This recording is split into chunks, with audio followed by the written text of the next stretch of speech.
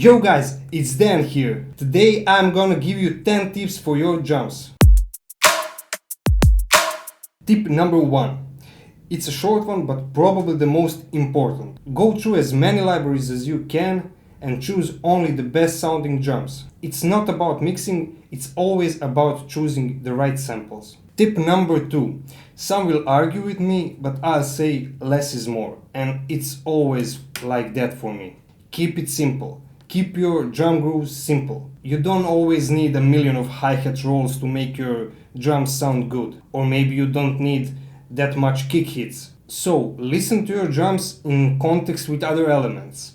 If you, let's say, mute a kick and you don't miss it in the context, then it's not needed. Just delete it and forget about it. Tip number 3. Be very careful when layering sounds. I'll show you what I mean. So let's say you have 2 snare samples and you want to layer them. First one and another one. As you can hear, they both have a ton of attack to themselves and you don't need that. What you can do is simply shorten one of your samples, take off the attack, and now you'll get a clear sound. That's it. When stacking sounds, you can give a listener a wider feel of your sample just by delaying one of your samples a little bit. So, putting this in front of another sample. Let's listen to this. And when on grid, once more. That's cool. So, always choose the right samples and take your time to program them good. Tip number 4. Tuning your drums. So I wouldn't tune every drum hit I have in my session, but when I have something more tonal, like this, I would have to tune it to match my song's key. How you can do it? Create a new MIDI track, import your sample into Simpler, right click here, Simpler to Sampler. Okay, now to Pitch and Oscillator tab, and this here, Transpose, is the button we will be using. Click on your sampler, Command G, click on this little icon, and you now have access to 8 macros which you can map to any of these knobs here. So I will map macro 1 to my transpose. Right click on transpose, map to macro 1. Now set it to 0, and when you turn the knob, it is automatically transposing. Let's close this for a moment. Now let's add a tuner to find out which note we are hitting. We are hitting F, as you can see. When you transpose one semitone lower, it is gonna be hitting E. As I said, this only has to be done with the samples which are really tonal. Tip number 5. Ear training. This is very important. Take your favorite song and try to recreate the groove from it. Let's recreate the groove from this song.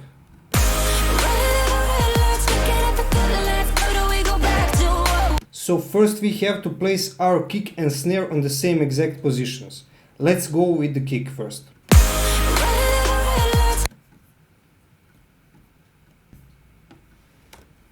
Okay, now the snare.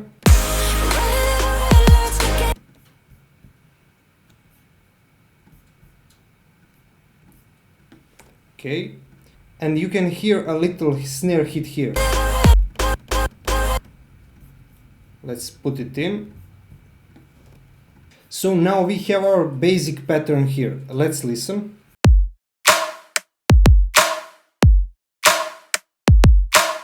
Now let's get to the heads. I already know what the groove of the heads in this song is, but you always take your time, listen to the groove and try to recreate it as best as you can. And now we get something like this.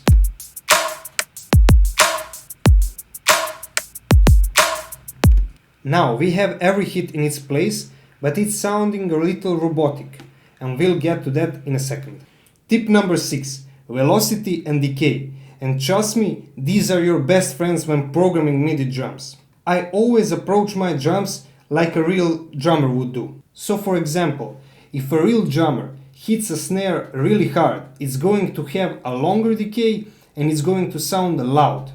On the opposite, if he hits that snare softer, it is going to have a shorter decay and is going to sound a little bit quieter. And I always have this in mind when programming my drums. I will show you how you can exactly do that in your DAW.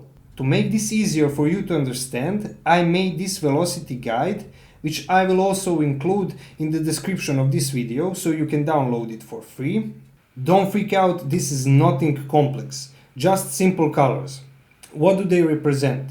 Basically, they show you how hard a real drummer would hit each part of a 1-bar loop. Red is gonna be the hardest hit.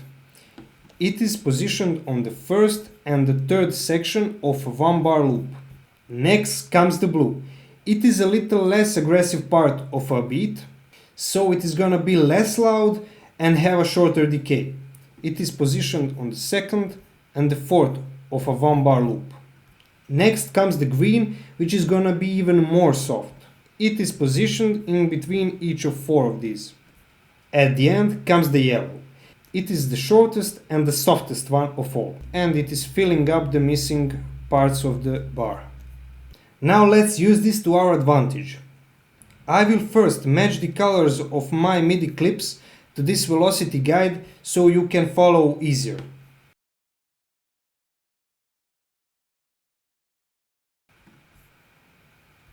Let's start with the kick. So this red needs to be louder than these two. Let's lower the velocity of this green one by a little, and let's lower this one even more. Let's listen to our kick now. Okay, our main snare we will leave as it is. This snare hit is on the yellow part, so it really needs to be small and quiet. Let's lower it too. Okay, and now we've come to the heads. Here the fun begins. We will start with the closed head. As I told you earlier, we have to be thinking of 2 aspects here: the decay, how long or short it has to be, and the velocity. Let's first adjust the decay. Let's click on it, click on A to bring up the automation, and let's start. The red needs to be the longest. After it comes the blue, which needs to be shorter. So let's lower the decay. Okay, let's copy to another blue. Next comes the green, which has to be even more short. Okay, let's copy this. And now comes the yellow, which is the shortest. Let's copy. Okay. Okay, let's now go to our open head. Let's also adjust the decay first. So the red needs to be the longest. We don't have any blues here. Let's go to our green and shorten it. Copy to the second one. And the yellow, which needs to be even more short. And let's copy that over this one. And let's now listen to our heads.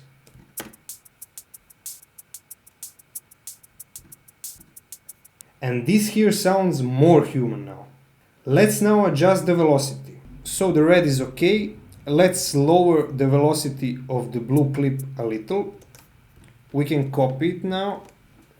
Let's go with the green even lower. Let's copy it here. And the yellow ones needs to go even more low. And let's copy them here. And now to our open heads. The red is okay, no blues. Green a little lower. Let's copy it.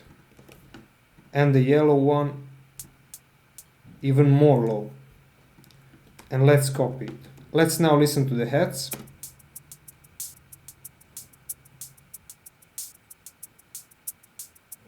And now you can go in further and adjust the velocities and decays to your likings. Let's listen to the whole group of drums now.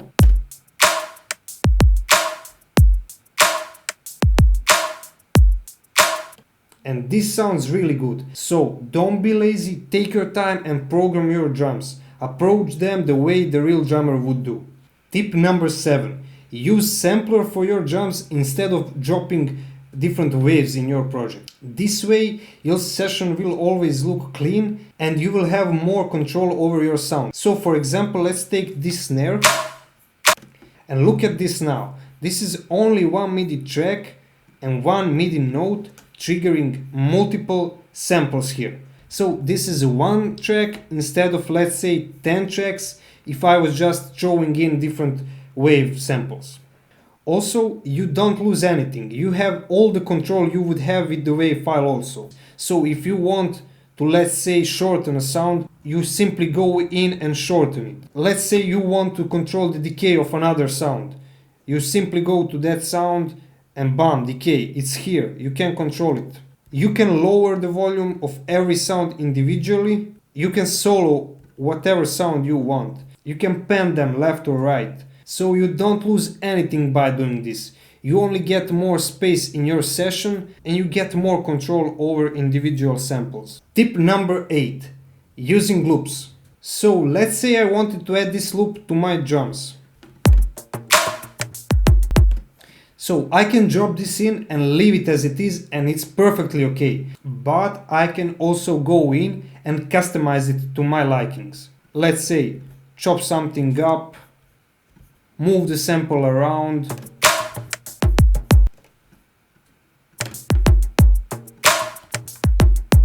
so always chop samples in context with your other drums. Another cool technique is, let's say I bring this up in, let's solo it. And let's go to clip properties and in the warp section let's select to follow the transients and listen what happens by lowering this number here.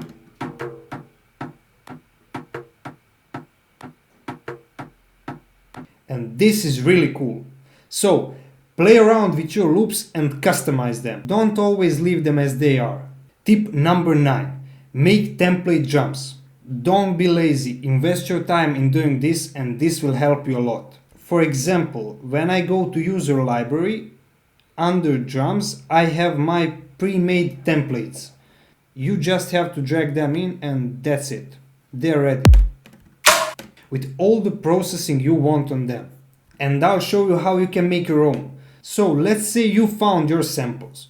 You layered them, you processed them, everything is ready. You just need to group them by Command G. Now you go under user library and right click, make new folder. You name it whatever, tutorial, and all you have to do now is grab your group and put it into this folder and name it whatever you like. And now to use them again you only have to go under user library, tutorial, drums, drag them in your project, that's it. And the last tip, tip number 10, add swing to your drums to make them even more human-like. This can be applied to audio files and MIDI clips also. Let's say you have this audio and you want to add them like a human feel. You go in packs, core library, swing and groove, and there are a ton of groove clips here. Let's go with this one and choose 835.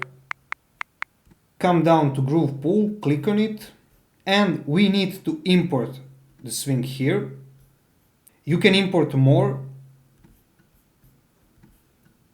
Now let's go to clip properties, and here in the groove section you simply click and here are the 3 grooves we imported earlier.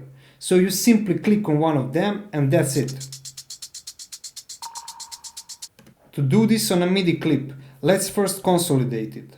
So select all and Command J or Control J on Windows. We go to clip properties and again from the groove section we simply choose one of the grooves. Thanks for watching, that's it for today. If you like this video, click that thumbs up and subscribe button. And also don't forget to download the content from today's lesson in the description of this video. Thanks for watching, see you next time.